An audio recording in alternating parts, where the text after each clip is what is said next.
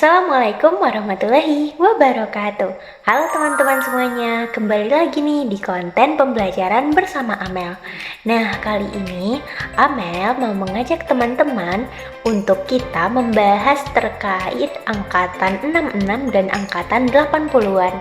Nah, analisis kita kali ini itu terfokus kepada karya sastra yang ada di angkatan 80-an.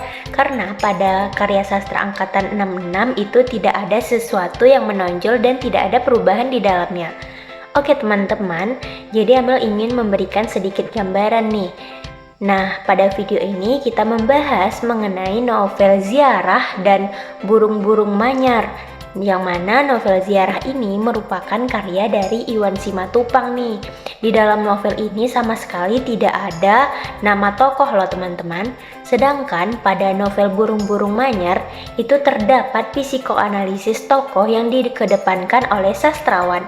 Nah, kali ini artinya kita akan memfokuskan analisis kita terkait dengan tokoh, yang mana pada novel pertama itu tidak ada nama tokoh dan novel kedua itu terkait dengan psikoanalisis tokoh yang dikedepankan oleh seorang pengarang ataupun sastrawannya.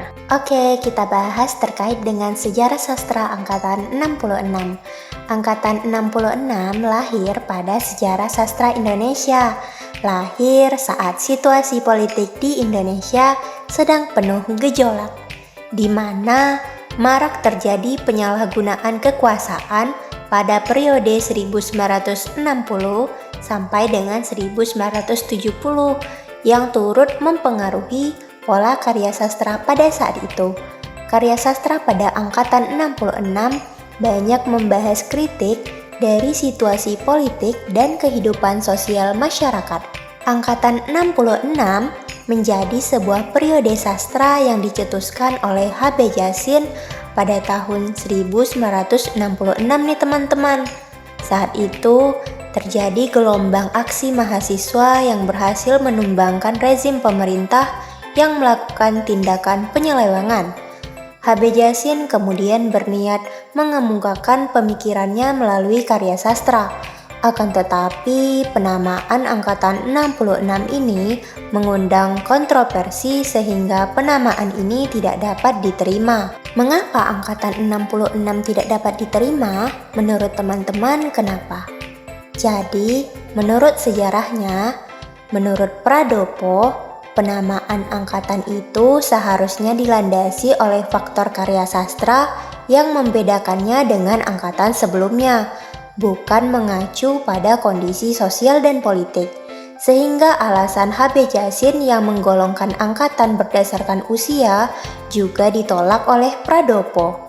Pada akhirnya, karena banyak sastrawan yang menolak penamaan yang dicetuskan oleh H.B. Jahsin, mengakibatkan penamaan angkatan 66 tersebut belum dapat diterima. Penasaran gak sih bagaimana karakteristik angkatan 66?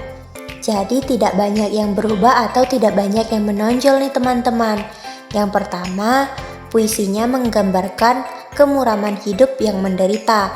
Yang kedua, prosanya menggambarkan masalah kemasyarakatan. Dan yang ketiga, cerita politik mengenai pemerintahan banyak tersebar. Lalu, adapun sastrawan angkatan 66 diantaranya termasuk Taufik Ismail, Gunawan Muhammad, Saini, dan Slamet Soekarnanto. Poin-poin penting angkatan 66 yang patut menjadi catatan kita yaitu yang pertama, tidak terjadi perubahan spesifik dalam karya sastra, sehingga angkatan ini tidak membawa perubahan baru dalam khazanah sastra Indonesia. Yang kedua, terjadi pertentangan pendapat antara Ajip Rosidi dan H.B. Jahsin, dikarenakan Ajip Rosidi memproklamasikan angkatan terbaru yaitu angkatan 50, sedangkan H.B. Jahsin mengemukakan angkatan 66. Yang ketiga, pada angkatan 66 belum banyak yang bisa disampaikan karena perubahan angkatan ini terjadi dalam kurun waktu yang dekat, sehingga tidak terdapat karya yang menonjol. Teman-teman, selanjutnya kita bahas ya terkait dengan sejarah angkatan 80. Karya sastra yang lahir pada tahun 80-an dipengaruhi proses depolitisasi, sehingga karya yang muncul tidak sesuai dengan realitas sosial dan politik, serta tidak menunjukkan kegelisahan dan kesakitan masyarakat saat itu. Para sastrawan dalam angkatan ini sudah mulai mengadopsi ilmu filsafat, berbeda dengan angkatan 66. Nah, di dalam angkatan 80-an banyak perubahan yang terjadi dalam karya sastranya karena sudah mengangkat konsep kehidupan sehari-hari.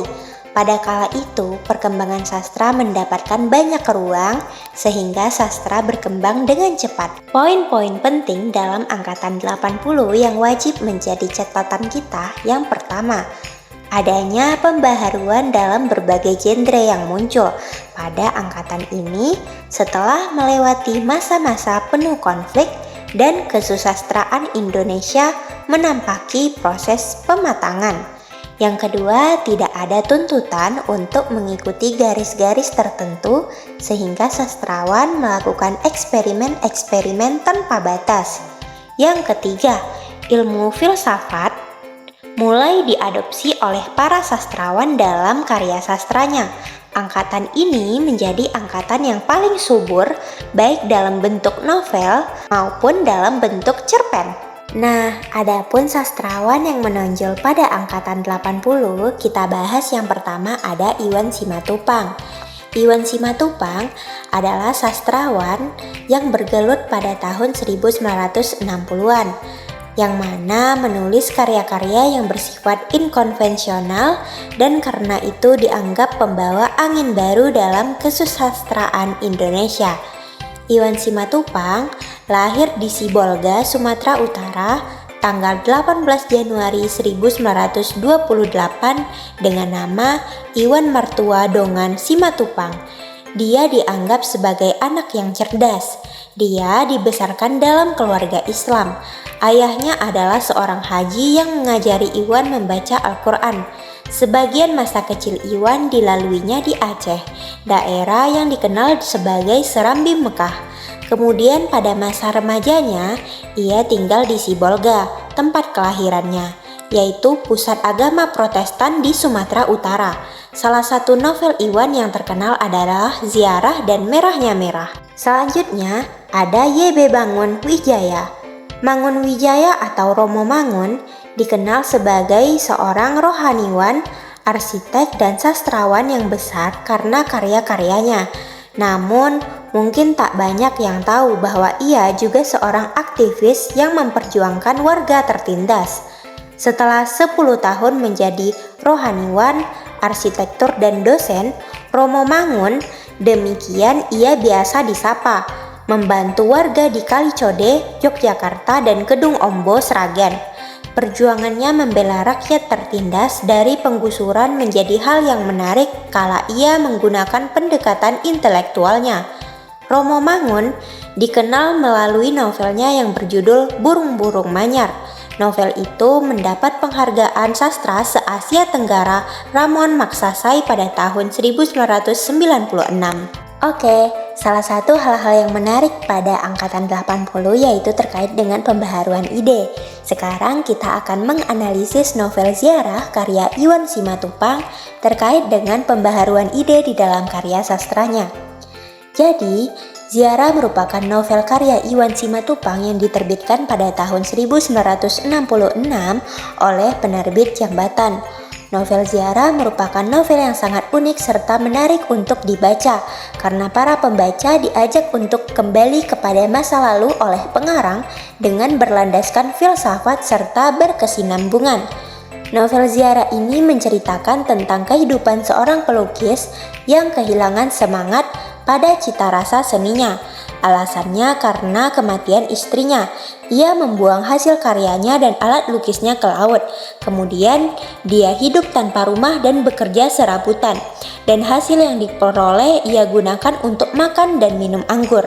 Nah, keunikan ide yang terdapat dalam novel Ziarah yaitu unsur tokoh yang tidak terlalu dianggap penting, sehingga di dalam novel ini tidak terdapat sama sekali nama tokoh, baik itu tokoh utama ataupun tokoh pendukung. Padahal pada karya sastra angkatan sebelumnya, unsur tokoh adalah unsur yang tidak boleh ditinggalkan, apalagi yang berkaitan dengan ciri khas ataupun nama-nama tokoh. Hal ini ditandai dengan kutipan berikut. Dan laki-laki yang menjadi suaminya kini adalah hanya sebagian saja dari kenyataan itu. Oleh sebab itu, dia menerimanya tanpa menanyakan kartu jenis darahnya dari palang merah. Dia menerima kepelukisannya. Hal ini tergambar di dalam halaman 97 di dalam novel Ziarah karya Iwan Simatupang, yang mana tokoh di dalam novel ini saling tidak mengetahui nama satu sama lain, sehingga dialog yang terjadi menggunakan kata ganti dia atau tidak menggunakan nama tokoh yang sebenarnya. Artinya, terdapat pembaharuan ide yang sangat menarik nih teman-teman dalam karya sastra angkatan 80-an yang tidak akan kita jumpai pada angkatan sebelum ataupun sesudahnya. Oke, selanjutnya kita analisis terkait dengan pembaharuan ide dalam karya sastra angkatan 80, yaitu novel Burung-Burung Manyar, karya Y.B. Mangunwijaya. Burung-Burung Manyar adalah novel yang menceritakan konflik batin Teto, seorang laki-laki keturunan asli Indonesia yang berpihak kepada Belanda dibandingkan berpihak kepada Indonesia, yaitu negaranya sendiri. Membaca buku ini bisa menambah sudut pandang kita terhadap peristiwa yang terjadi pada masa-masa kemerdekaan Indonesia.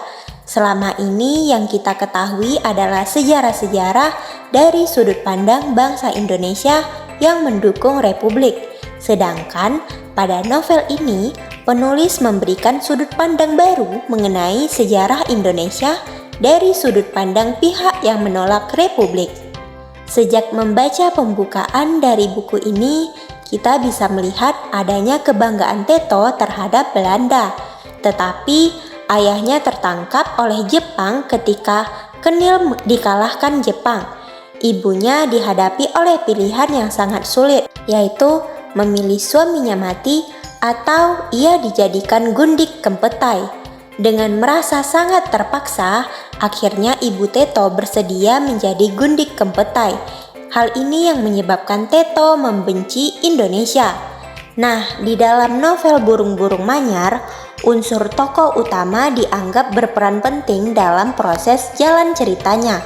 Hal ini terbukti bahwa dalam novel ini, tokoh yang paling diceritakan adalah tokoh utama, baik sebagai pelaku kejadian maupun sebagai yang dikenai kejadian. Oleh karena itu, objek kajian frustasinya seorang tokoh saat mengalami konflik menjadi kajian yang menarik untuk kita bahas. Hal ini ditandai pada kutipan berikut.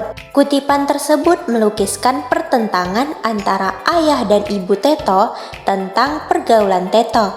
Ibu Teto melarang keras pergaulan Teto dengan anak kalangan proletar tangsi karena keluarga mereka merupakan keluarga terhormat.